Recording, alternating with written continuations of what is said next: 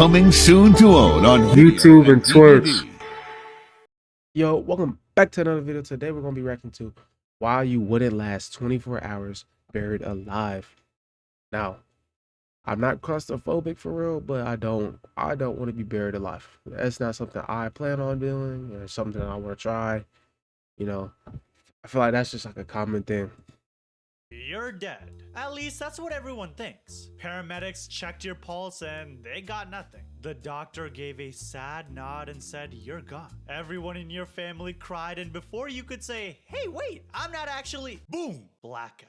Now you're 6 feet under in a box. And you're very much awake. You might as well be dead because being buried alive today is way worse than it was in the past. Hold on, let me explain. Throughout history, the fear of being buried alive was so strong that people invented safety coffins. Boxes with bells, flags, or breathing tubes just in case someone woke up underground. In the 1800s, some even had glass panels for viewing, or strings tied to the corpse's head, so a movement could ring a bell above ground. But in the modern era, with airtight coffins and heavy machinery, those old safety measures are long gone. So joke's on you, because now you're in a coffin, a real one, the kind with a velvet lining and just enough space So wait, for hold you to on. lie. Well, why we get rid of that? Hold on, because it's a common occurrence that people be like unable. They presume dead, but like they're really alive still, and they just wake up last minute. Like, nah, hold on.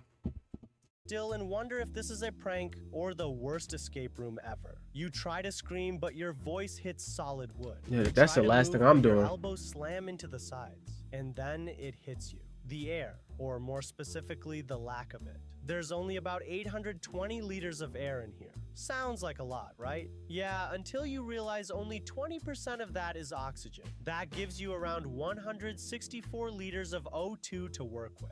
On average, a human breathes about half a liter of air with every breath. Oh, so Lord. if you're breathing normally, you've got maybe 5.5 hours tops before the air runs out.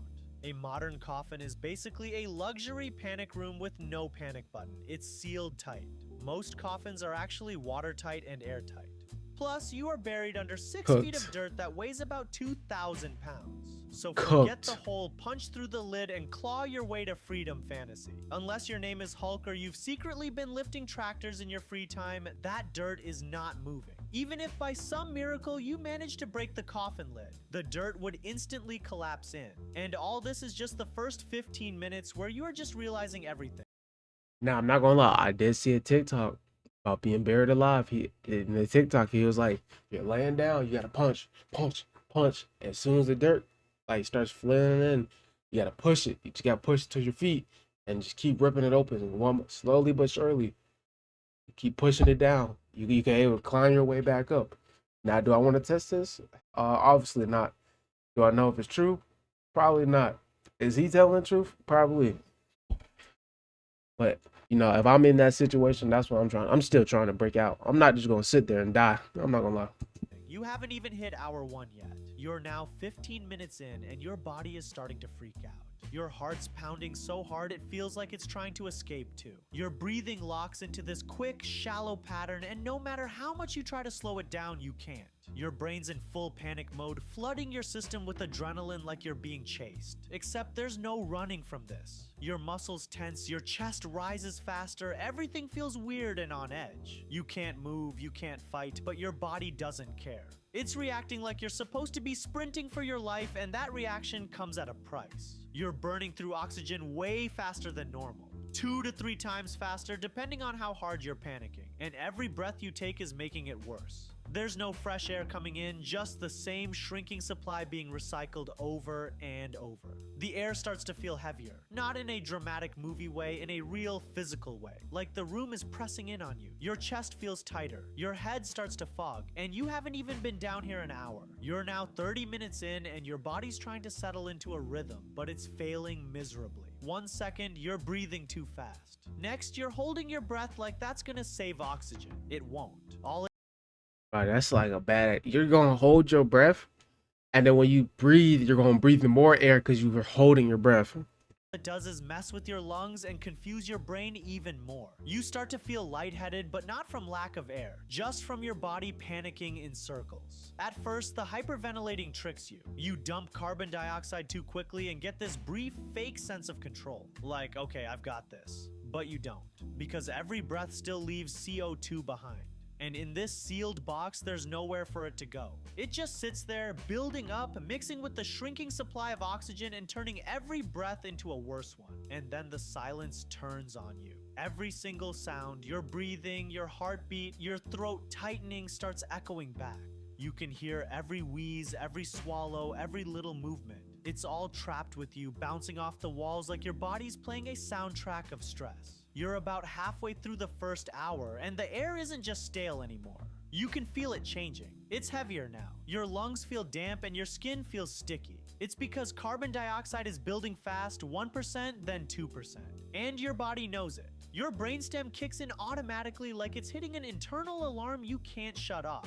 Your head starts to feel strange and you start to feel a little pressure behind your eyes. It's a slow, dull weight of a headache that's just beginning. You're still conscious, still thinking, but it's getting harder to stay sharp. Your thoughts have started to form way slower, like your brain's lagging. As your brain starves for oxygen and drowns in carbon dioxide, your sense of reality starts to warp. You might begin to hear voices that aren't there, or see flashes of light in the darkness. Some people report feeling like they're floating outside their own body, or that time is stretching and looping back on itself. And this isn't just panic anymore. It's because your brain chemistry is changing, your blood's pH is shifting, your brain's trying to adjust, but you're already off balance. Every breath is loading in more CO2. And the more you inhale, the more it clouds everything. You're now drifting into hour 2 and everything starts to hit harder. Carbon dioxide levels are pushing past 3%, heading toward 5%. At that point, your body isn't just uncomfortable, it's in distress. That much CO2 triggers a sharp response in the brainstem, flooding your system with signals to breathe harder, even though the air isn't helping anymore. Your hands begin to shake. Your heart's pounding not just from fear, but because your blood chemistry is breaking down. Oh, I didn't mean to do that. The CO2 buildup is now causing acidosis, a condition that messes with your nervous system, muscle. A buildup of acid in the bloodstream. Seek medical care. See a doctor immediately if you're breathing rapidly, become confused or lethargic, having seizures. Make an appointment to see a doctor if you're feeling fatigued, having muscle aches. And even your brain function. You're fully awake but starting to feel disconnected.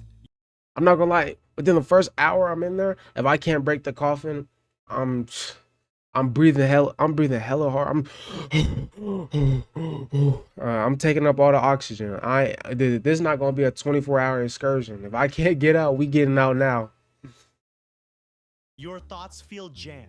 You try to take a deep breath, but there's no relief, because the air has started to work against you. You're just past the 2-hour mark and your brain's trying to buy itself time. It increases blood flow to stay alert, hoping to grab whatever oxygen is left in the air.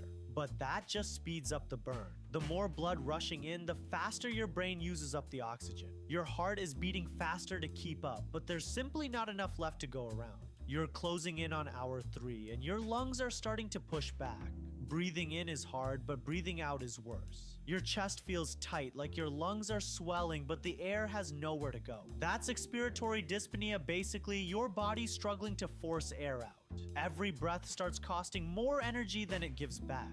Your diaphragm is working overtime just to keep air moving. It's burning with exhaustion. You're stuck in this loop of fast.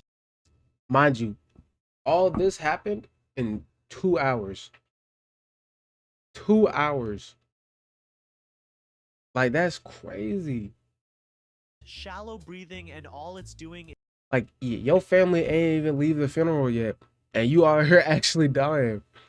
It's a crazy thought. Like, they double tapped you, bro. Is making things worse. The more you breathe, the more carbon dioxide you make. The more CO2, the faster the oxygen disappears. You're running out of air and speeding it up just by staying alive. You're now 3 hours in and the damage is critical. Oxygen levels are nearly 0. Carbon dioxide has reached 8 to 10%, a level that's not just dangerous, it's toxic.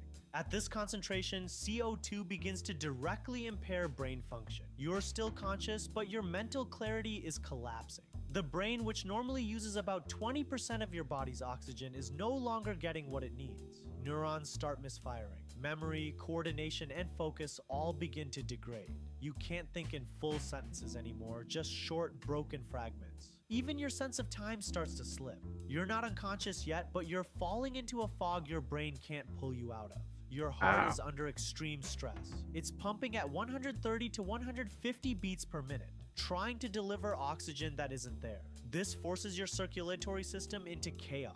Blood pressure fluctuates wildly. The blood itself becomes more acidic as CO2 builds, disrupting the delicate balance your organs rely on. Muscles twitch from oxygen starvation. Nerve signals misfire. Your entire system is destabilizing. And unlike a sudden collapse where the brain shuts down quickly, this is slow hypoxia. That means you stay awake through it, long enough to feel every decline, every failure in your system as I know this is like animated and all, but could you imagine this like real life? Like this is so violent.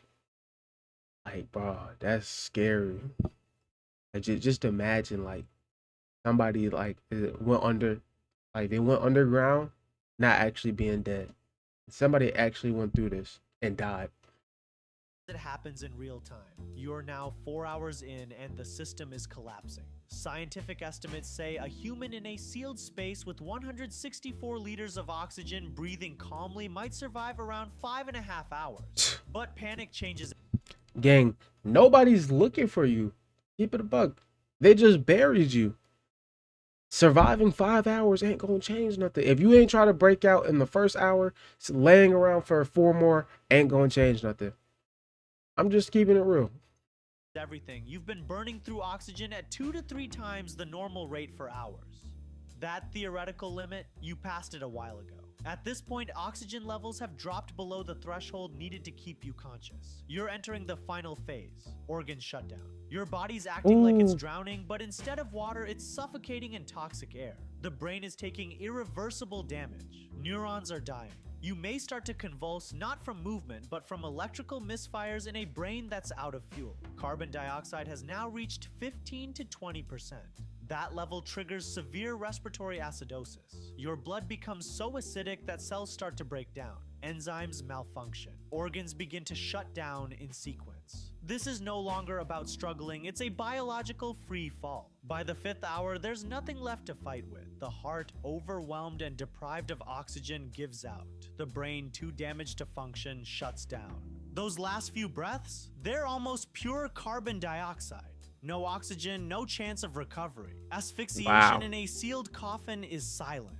There are no dramatic signs, no marks, just a body that stops quietly, completely, and with nothing left to work with. You're now past the 5th hour, the fight's over, but your body's not done changing. Once the heart stops, your cells start breaking down almost immediately. It's called autolysis. Your own enzymes begin digesting you from the inside out. There's no more blood flow, no oxygen, and no way to clear waste. Everything just stops and your body becomes a chemical clock, ticking down into decay. You gonna explode inside the coffin? In a sealed coffin 6 feet underground, things move differently than above ground. At that depth, the soil stays cool, around 45 to 60 degrees Fahrenheit. So you don't rot as fast, but you're also cut off from air, insects, and scavengers. That changes how your body breaks down. Instead of bugs, it's bacteria, anaerobic bacteria, the kind that thrive without oxygen. They start working fast, releasing gases like hydrogen sulfide, methane, and more CO2. That gas buildup makes your body swell, especially within the first 3 to 5 days. Rigor mortis kicks in within the first 24 hours. But you're locked in whatever position you died in. Arms clenched, jaw tight, spine curled. There's no stretching out after. The position you took your last breath in becomes permanent. Over the next few weeks, soft tissue breaks down. Your skin might blister, peel, or darken. But inside that coffin, decomposition is slower than if you'd been left exposed, yet faster than if you were buried deep without a box. With the coffin sealing in gases and trapping moisture, full skeletonization can take up to 10 years. Without a coffin, that 10 years? I thought it took longer to become a full skeleton. process might finish in 5. So even after you're gone, your body keeps reacting. And this, ladies and boxheads, is why you wouldn't survive 24 hours buried alive. I'm not gonna lie, you got it. I wasn't gonna try to survive 24 hours in the coffin. Anyways, let me know how y'all feel down below in the comment section. I'll see y'all boys later, dude. You don't own my soul. Get your hands off of me. Wanna rush my